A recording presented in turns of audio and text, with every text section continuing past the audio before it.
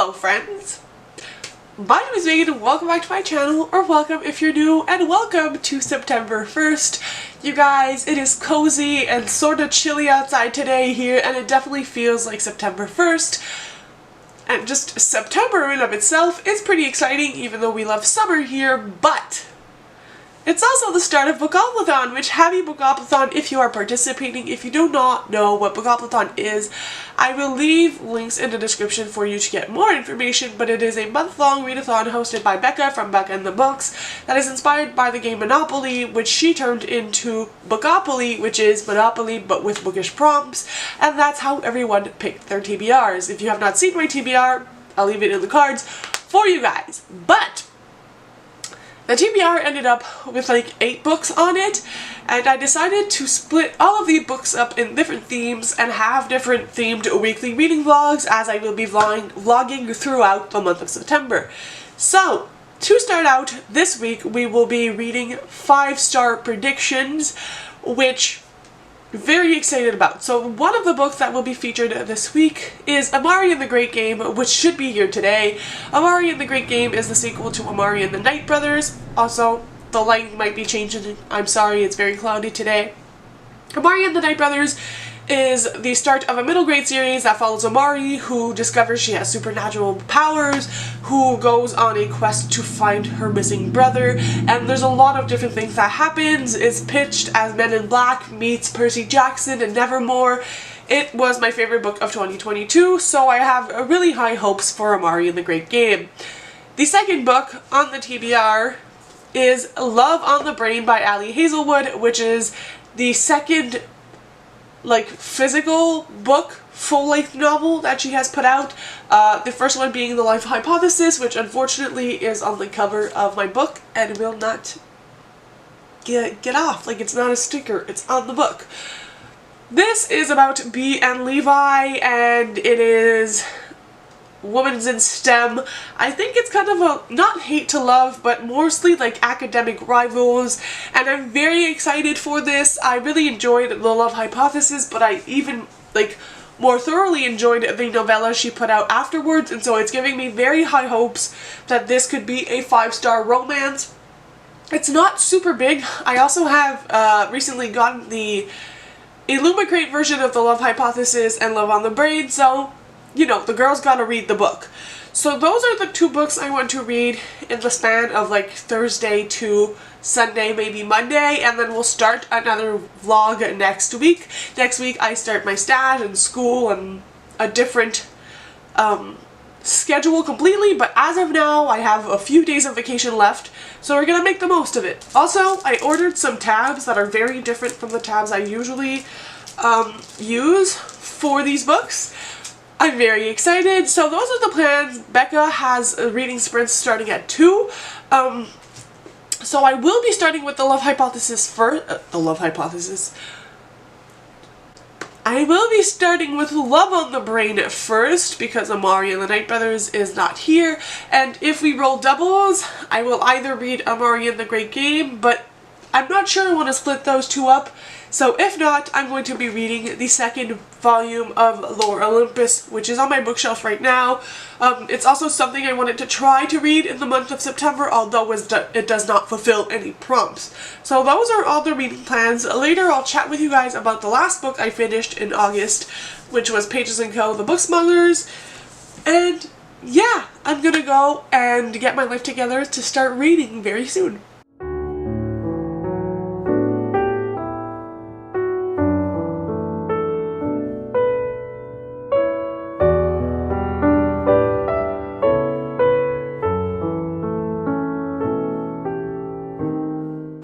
It is a few hours later.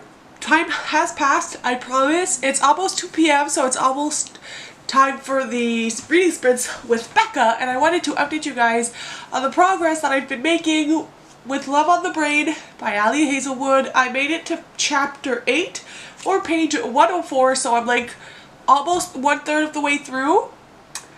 And as of now, it's definitely hitting the 5-star predictions. I am completely in love with this book. The writing, the tension, the problematics, the conversations. the chemistry, the main love interest, all of it. I am eating this up. I am obsessed, and honestly, as of now, for me, this is 10 times better than The Love Hypothesis. I went to put in my progress on Goodreads, which if you want to be my friend on Goodreads, the link is always in the description, but I kind of wanted to see how people have been like reacting to this book without getting spoiled, obviously. And it seems that the people who have been loving the novellas are really enjoying this book, and the people who really love the Love Hypothesis but not as much, the novellas, aren't as big fans of Love on the Brain. And obviously some people just love it all or hate it all or have mixed feelings, but I did predict that was going to happen with me because I think I gave The Love Hypothesis like 4.5 stars. I really enjoyed that book, but I just think that the writing style and the kind of storyline in this one suits me better and my personal preference in romance. And when I tell you, I am literally obsessed. And the Illumicrate actually came with the author card that has art on it. Look at them. Look at them. Obsessed. This is going up on my wall. But yes, I am completely obsessed with this book. I'm so happy I have multiple copies, and hopefully the rest of this book lives up to the hype I am now creating in my head, because honestly, I was a little bit reluctant to start this because of how excited I was for it and all the hype that's been going on for Ali Hazelwood and her books. And I was afraid to be let down, or you know, when you put a book on such a high pedestal and it's hard for it to reach the end goal. But I have been loving this, like absolutely freaking loving this. And yeah, I'll probably update you guys in another 100 pages and then I'll read till the end. Maybe I'll read all of this today. Who really knows? I don't have much planned and it's very gloomy. Today it's like 15 degrees, which is not super cold, but it's not warm outside, and it's making me so excited to wear all of my fall pieces. I'm keeping them for back to school, but you guys, you'll see that like the style will be popping off starting like next week. So excuse, you know, the standard sweaters, but the fall style is going to peak, and so is my reading. This is the month. I am manifesting it for us. I talked to my stash supervisor. Like, it's a whole great vibe in here, and this book is making me fall in love with reading again. So those are the updates. I'm gonna go get ready for the sprints, and I'll catch you guys later.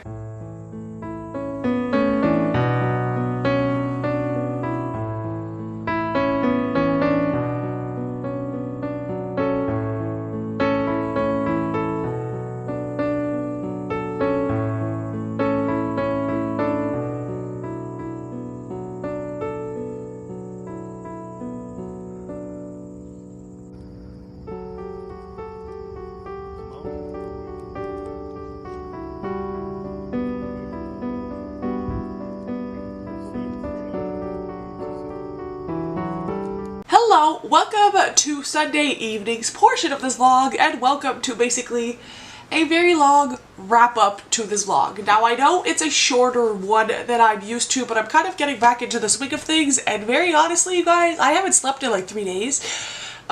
You can skip over this part. I'll put cards if you don't want to hear about this, but I am becoming very anxious and preoccupied with the fact that I start school, that I start my internship, and that my entire routine is about to shift, and that has caused me to not sleep for 3 days. And as much as I am excited and grateful and over the moon to be so close to the end goal, the next year is going to be very difficult, and so will the next few weeks, which you will all get to witness in the vlogs because I'm determined to keep them going.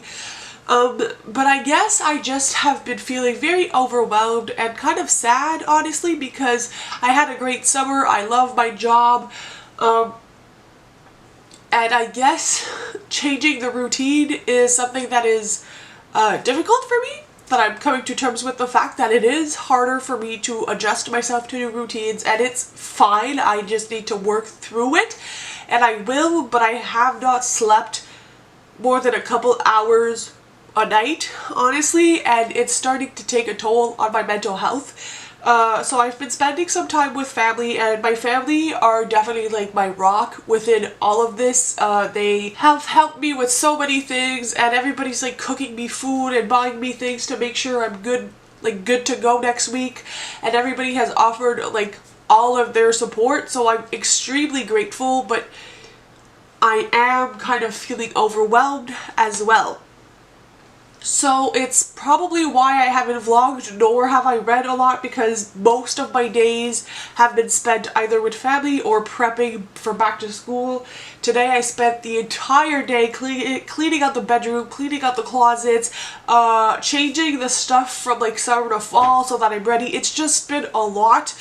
Not that I think any of you guys really care, but if you are going back to school or starting a new job or have gone through any of those life changes, I think you could probably relate to some extent, and that's kind of where I am in my head. And is it the nicest place to be? Probably not. Will I eventually get over it? 100%. It's just gonna be a rough start to back to school, I think, and a period of me adjusting to my new life and my new routine, which I hope you guys will tag along with. But reading updates. I did not finish this, but I read to page 200. Yeah, 200, and honestly, my thoughts remain the same. I am absolutely flying through this, absolutely loving it. This book is stunning. The writing style is very comforting to me. It's not a complicated, over-the-top writing style. It's funny, I enjoy the banter, the description, and it's just, for me, it's a perfect combination of a lot of the things I love, academic rivals,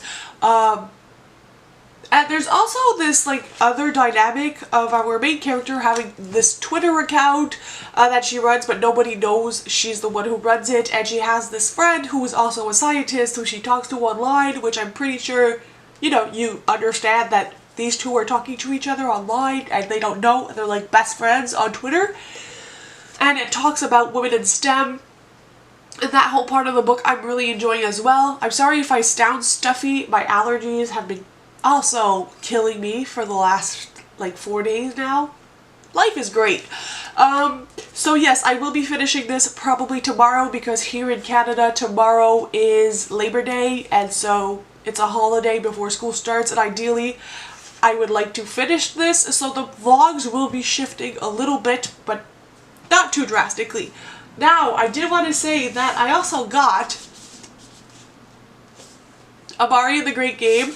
At first, I wasn't going to buy a US copy right away because I have pre-ordered the Waterstones exclusive, which still has not shipped out. And it's a little odd to me because the Final Gambit is shipping to me. I really wanted that exclusive chapter.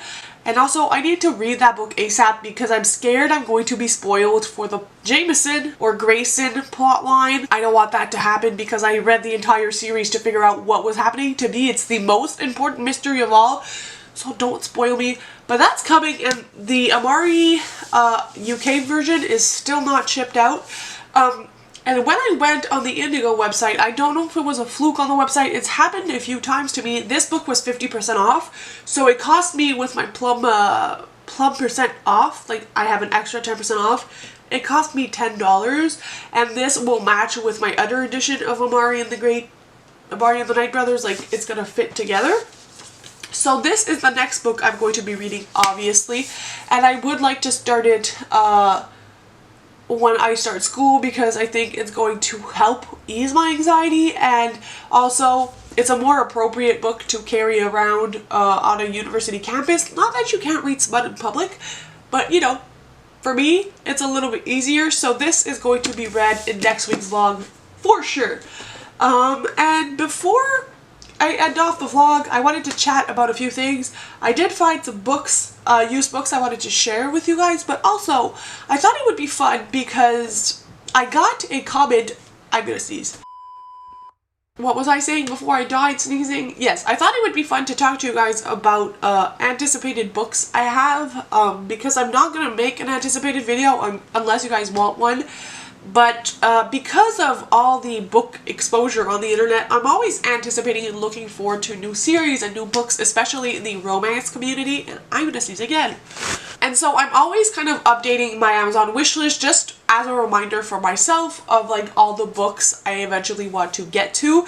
And on my TBR video, one of my lovely viewers mentioned that my Amazon link wasn't working, and that link is not just for you guys to like send me stuff, but also if you guys are ever brainstorming books you think you'd like to read or want book suggestions. Not that I've read them, but if you have similar taste to me, I feel like it could be a great way for you to get bookish ideas. And so that's another reason why the Amazon wishlist link is in my description, as is my Instagram and my Goodreads. So if you guys ever are looking for suggestions, feel free to look there. I'm not saying you need to send me anything, that's not it at all, but the link will be readjusted if any of you ever used it as reference before.